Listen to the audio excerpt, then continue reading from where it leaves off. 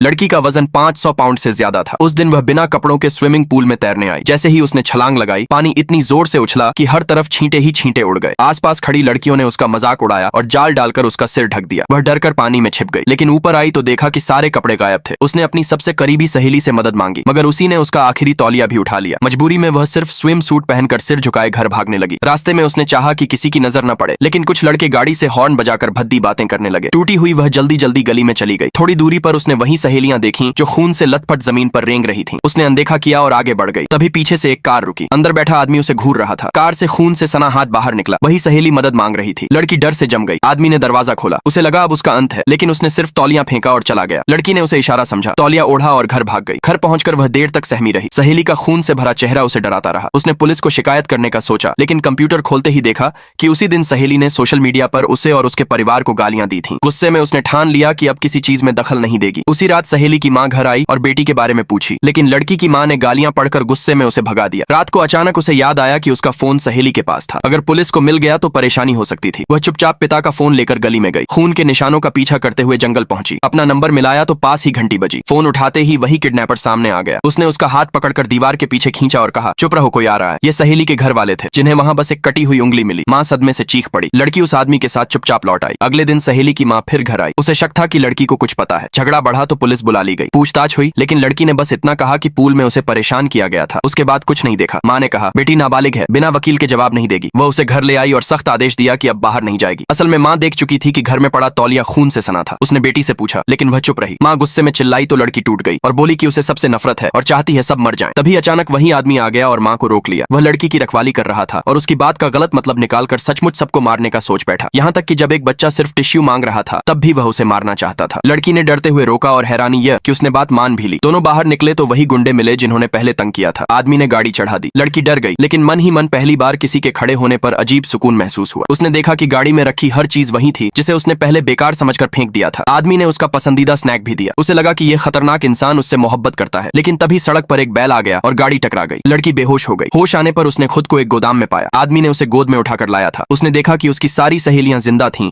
और जंजीरों से बंधी थीं। वह उन्हें छुड़ाने लगी, लेकिन रस्सी नहीं खुली। वे चिल्लाई कि पुलिस कहाँ है। तब उसे याद आया कि उसने रिपोर्ट ही नहीं की थी। गुस्से में उन्होंने उसे फिर गालियां दी। टूट चुकी लड़की कांपते हाथों से रस्सी खोलने लगी। जब बातें बढ़ी तो वह फट पड़ी और सहेली को धक्का दे दिया। सबको समझ आ गया कि अब वह पहले जैसी बेबस नहीं रही। तभी आदमी लौट आया और उसे चाकू पकड़ा दिया। इनको खत्म कर दो। लड़की कांपते हुए आगे बढ़ी, लेकिन आखिरी पल में पलटकर वही चाकू आदमी के सीने में घोंप दिया। खून में लथपथ गिरते हुए भी आदमी नरम नजरों से उसे देखता रहा। लड़की पछता गई, लेकिन अब देर हो चुकी थी। फिर उसने जमीन से बंदूक उठाई और 2 गोलियां चलाईं। सबको लगा वह उन्हें मार देगी।